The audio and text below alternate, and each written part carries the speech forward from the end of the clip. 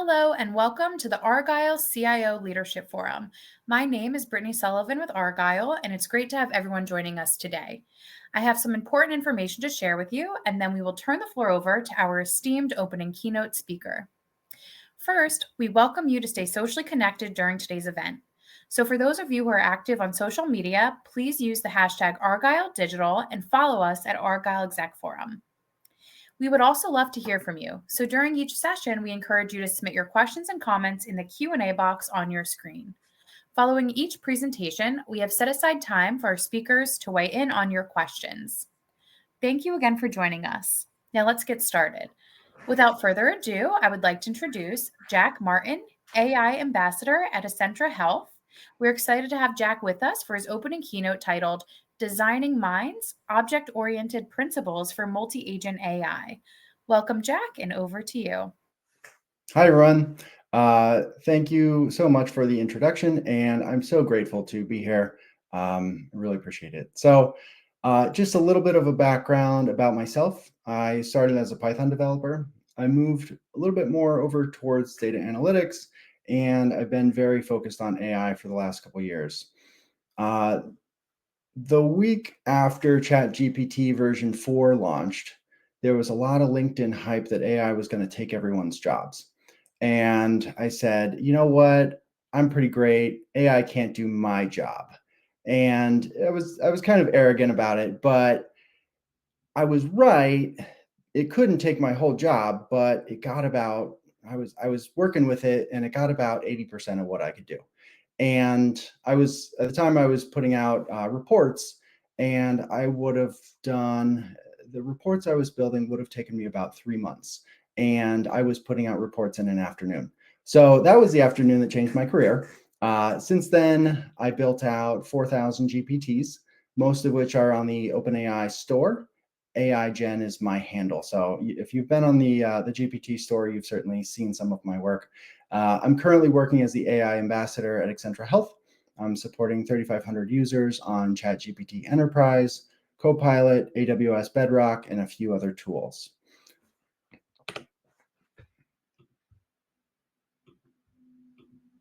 So before I get started, I just wanted to give a little bit of an overview for today's talk.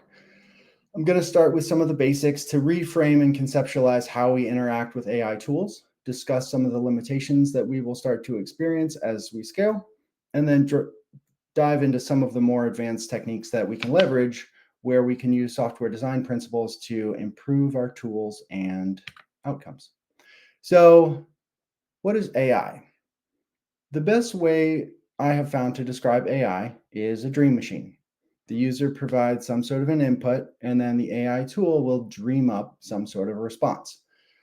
But there's a problem with this because dreams can be really fantastical. You have flying and crazy stuff going on. So the job of the user becomes to contextualize that dream experience so the AI tool dreams within a certain set of parameters. So if we're going to communicate like this, how do we prompt like this? How do we talk to any type of these AI systems? And to illustrate, I'll tell a quick story. In 4th grade, I had a teacher named Mrs. Porter. And Mrs. Porter was known for being super wacky and doing crazy stuff in the classroom. And one day she asked us to write down all of the steps required to create a peanut butter and jelly sandwich. So we did this. She collected all of our papers, and from behind her desk, she pulls out some peanut butter, a jar of jelly, and a loaf of bread. And she was going to act out how we would make our sandwiches. And the very first paper said, put the peanut butter on the bread. So she takes the unopened jar of peanut butter and puts it on the loaf of bread. And of course, there's an entire class of 4th graders screaming at her that she's doing it wrong. So we continued on the exercise. We went through everything, and we were really learning how to dictate the specific instructions required to make a sandwich. We need to identify a clean workstation, collect our materials, open any jars, prepare the bread. Then we need to dictate how to scoop and spread the peanut butter and jelly, and then finally how to present and serve the dish. So there was a whole lot more to it than initially thought. And we got our papers back and everybody had to fix their papers with more specific instructions. But this illustrates the point. When you're communicating with any of these AI tools, you need to be extremely explicit and give very specific directions. So to break out every individual step of the requirements and being very clear on what your expectations are. So we start working on our prompt. Things are going great. We start making progress. And then we start to hit a variety of different issues. So these are limitations in character count, context window, chunking, document storage capabilities, reusability, reliability, flexibility, or maybe the output is just not quite what you're looking for. So we need a way to control all of these different variables. And we can use principles from software design to start thinking about this. This also challenges us to start thinking about our tools as what it might look like to be AI first. And in the case of AI first, we're asking the question, what does the world look like with systems that have nearly all code removed and primarily leverage AI in its place? So we start with the basics, right? We can use AI to write code. We can do this. We know this. There's a lot of tools that can do this. Um, and then we'll go one step further. We can use English to write software, right? So this is skipping the code. We're going to skip the codes and just use prompts. And then one step further would be using plain English to write software applications that follow software design principles, right? We want good software. But if we want something to behave like software, we need to introduce design principles as if it were software. And so as you can do this a lot of different ways, but for at least for an example, and something that typically works very well is we can borrow the principles from object-oriented programming. So just as a refresher, what is object-oriented programming? There's 4 key principles. Encapsulation. So a good way to think about this would be a Swiss Army knife. A knife would be designed to cut, a bottle opener just opens bottles, but each thing would have only one purpose. Abstraction. You could think about this like turning on the lights. You hit the switch and the room lights up. You don't have to think about the power grid. And there's a second part of this called decomposition, meaning all tasks are broken into the smallest version of themselves, called atomic. And each function is responsible for one thing and one thing only. So that's pretty important. Then you have inheritance. You could think about this like the animal kingdom. We start with all animals. They can eat, sleep, and move. And then we have dogs, which are a specific type of animal. All dogs inherit the basic animal behaviors, but they also have the ability to bark. And then finally, we have polymorphism. You could think about this like presenting a report, but showing it to different audiences. The data and the insights would be the same, but you could communicate that information differently, whether you're presenting to like a handoff team where it's going to be very detailed, or if you are briefing an executive group where you need a very high level overview. So we want to take those same concepts and apply them to a prompt. And you would come up with something like this. It has inputs, expectations, constraints, and requirements. And it works because it has all 4 of the principles from object-oriented programming inside the prompt. But rather than being written in code, I'm just using English. So for encapsulation, for this prompt, so it performs one clear function, and that is summarizing meeting notes. For abstraction, the larger tasks are broken into atomic units, and the user doesn't need to worry about how it works. It just does. It has inheritance, so the tone and the audience are passed by way of the high-level goals. And it has polymorphism, so you could adapt the output format or tone for different users without rebuilding the logic of the task. And so it's still this prompt for summarizing meeting notes, it's still fairly simple, but this is a pretty good prompt for what we're trying to do. And a typical LLM is going to do pretty well interpreting this. And that's what we want, is we want that reliability so that we can continue to provide those better solutions.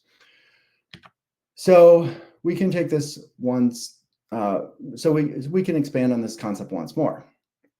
And so we have our agent. Well, what if we want more agents? And in the case of agent design and orchestrated systems, we can apply those same software design principles to our architecture. There might be a central orchestrator, or perhaps several of them, that allow for multiple tasks and objectives to be completed in a particular way. The results would be further abstracted with other context-aware agents before a final product is provided to the end user. So there's a lot you can do. It's very flexible. You can add in those additional loops, checks, scheduling jobs, things like that.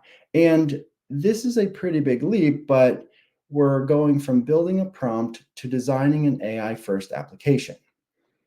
And so it allows for incredibly powerful results while moving past the typical constraints that users will experience when building and scaling AI-first systems and architectures.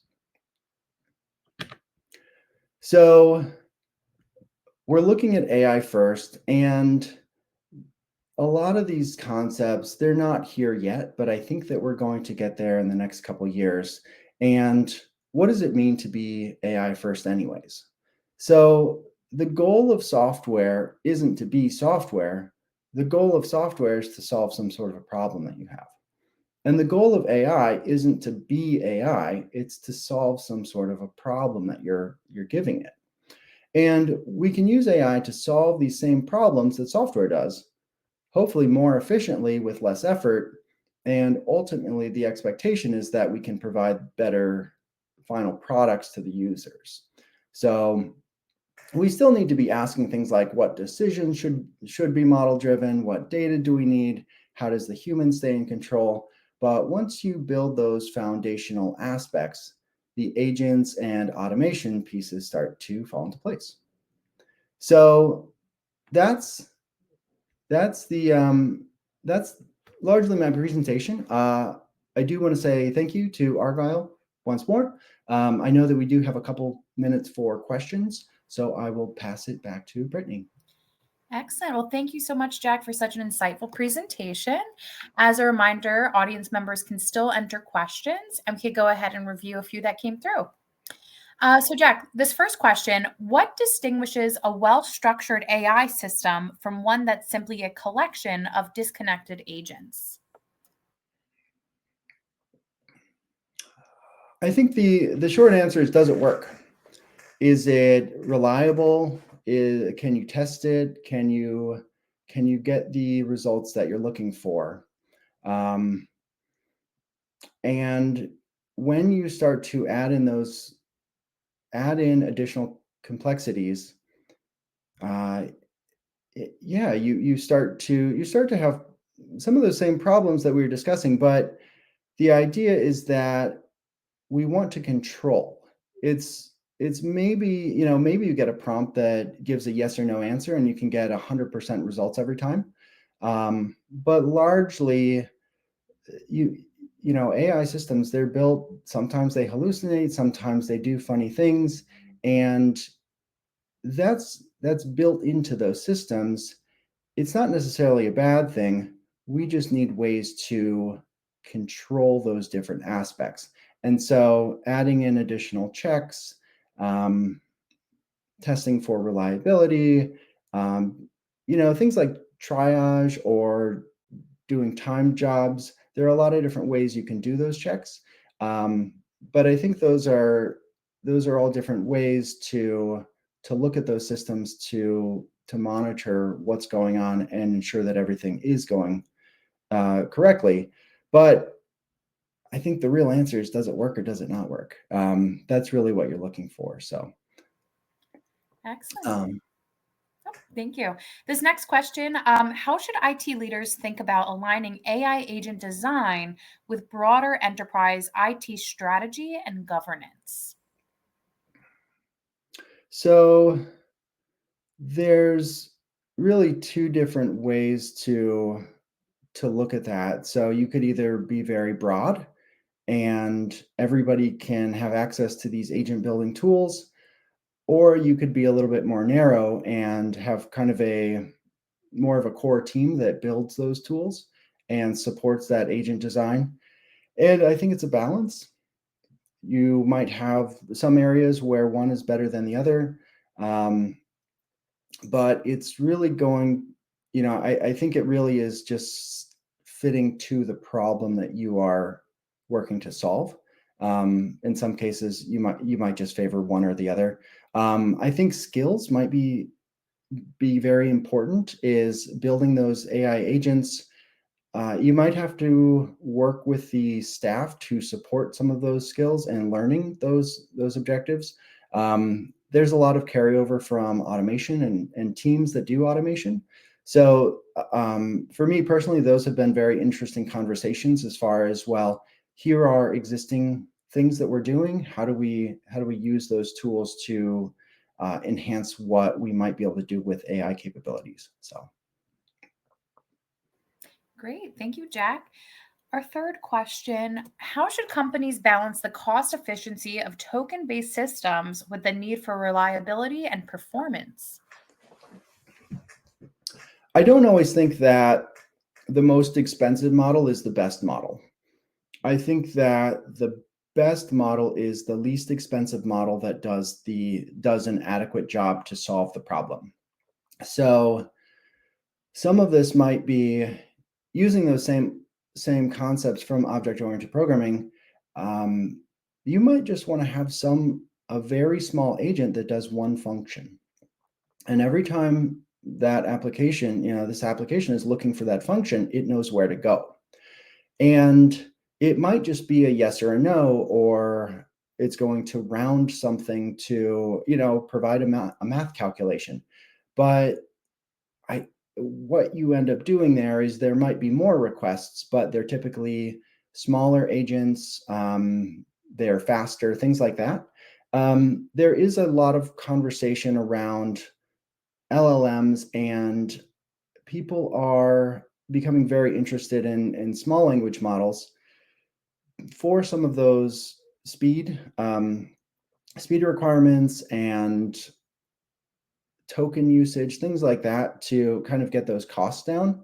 But again, I haven't really run into this a lot because I just typically use the cheapest model that will adequately solve the problem. And if you keep breaking that down into smaller and smaller requirements, it's usually pretty easy, and you can use some of those less expensive models. So. Great. Thank you, Jack. We have time for a couple more questions. So, this next question asks: looking ahead, what do you think will define the next wave of maturity for enterprise AI architecture? I think that's really going to come into CI/CD and pipelines and agentic frameworks. We have agentic frameworks. We can use them. They can become very, very complex, but we also have infrastructure that needs to support them currently. Um, I don't know that. Well, I know that AWS is doing a lot on the infrastructure side to build out their tool set, but I haven't seen it start to replace any of those systems yet. And I think that will be the next level of maturity, is when we start to see going from code to just prompts, and then from just prompts to agents, and then from just agents to orchestrated agents, and then from orchestrated agents eventually replacing a lot of those pipelines and full applications. So, I think that might be 5 years, 10 years, maybe it's 2 years.